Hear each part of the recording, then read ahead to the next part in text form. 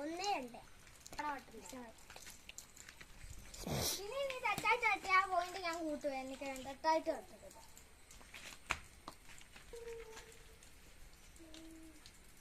ഇപ്പൊ സൈവാ